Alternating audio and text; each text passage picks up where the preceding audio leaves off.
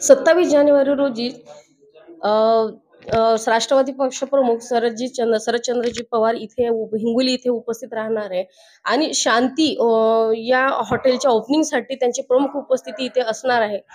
त्यावेळेला काय मुख्य त्यांच्या उपस्थितीला काय कार्यक्रम राहणार आहे, कसे नियोजन आहे त्याबद्दल आपण हॉटेल मालक आणि तसंच राष्ट्रवादीचे हिंगोली जिल्हाध्यक्ष दिलीप चव्हाण यांच्याशी आपण चर्चा करणार आहोत. साहेब, साहेबांचे आगमन होणार आहे. साहेबांच्या आगमनासाठी आपण काय विशेष कार्यक्रमांचं आयोजन केलं?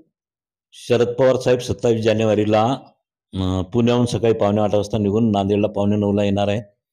तिथून हेलिकॉप्टरनं ते माजी आमदार प्रदीपजी नाईक वारले त्यांच्या कुटुंबाचं सांत्वन करण्यासाठी दहिली तांडा इथं जाणार आहेत आणि तिथून ते हेलिकॉप्टरनं हिंगोली इथे 11:30 वाजता येणार आहेत आणि इथून बायकार ते नरसिंह नामदेव महाराज, जे नामदेव महाराजांचं जन्मगाव आहे, नामदेव महाराजांच्या समाधीला दर्शन घेण्यासाठी पवारसाहेब तिथं जाणार आहेत आणि त्यात गावकऱ्यांशी आणि ट्रस्टीशी त्या ठिकाणी चर्चा करणार आहेत.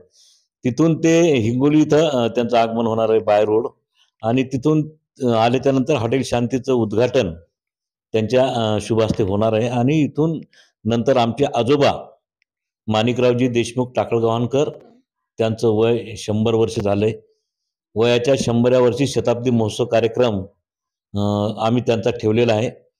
कारण की रजाकाराच्या विरोधात अनेक लढाया त्यांनी निजाम गव्हर्नमेंटच्या विरोधात त्या ठिकाणी लढल्यात आणि म्हणून त्यांचं या ठिकाणी 100वा शताब्दी वर्ष साजरं करत असताना ते स्वातंत्र्य सैनिक आहेत आणि म्हणून त्या कार्यक्रमाला पवारसाहेब आवर्जून उपस्थित राहणार आहेत. पवारसाहेबांच्या शुभ हस्ते त्या ठिकाणी त्यांचा सत्कार होणार आहे, मोठा कार्यक्रम होणार आहे.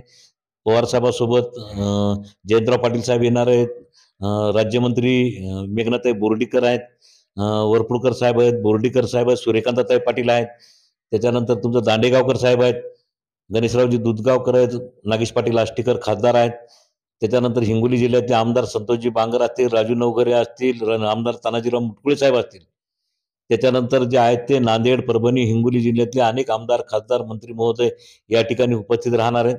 मोठा भव्यदिव्य कार्यक्रम या ठिकाणी होणार आहे आणि जवळपास 24-25 वर्षांनंतर शरद पवार साहेब हिंगोलीमध्ये त्यांचं आगमन होणार आहे.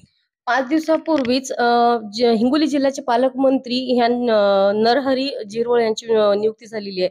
तर नवनियुक्त पालकमंत्री या कार्यक्रमाला उपस्थित राहणार आहेत का? नाही, ते आता 26 जानेवारीला आल्याच्यानंतर आम्ही त्यांना निमंत्रण पत्रिका त्या ठिकाणी देणार आहोत. त्यांचं एकूण शेड्यूल मला माहीत नाही, कारण ते आपल्या पत्रिका छापल्याच्या नंतर ते पालकमंत्री म्हणून घोषित झालेले आहेत. त्याच्यामुळे आम्ही त्यांना निमंत्रण पत्रिका, गौरव समितीचे अध्यक्ष आपले इथले स्थानिक आमदार तानाजीराव मुटकुळे साहेब हे त्यांना निमंत्रण पत्रिका देऊन त्यांना कार्यक्रमासाठी आमंत्रित करतील.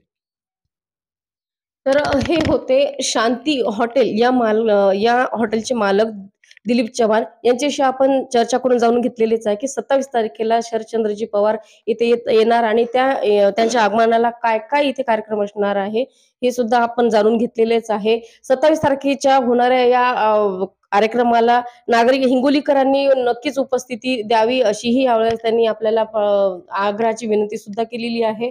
मी हिंगोलीसाठी मराठी न्यूज चॅनल पल्लवी अटल.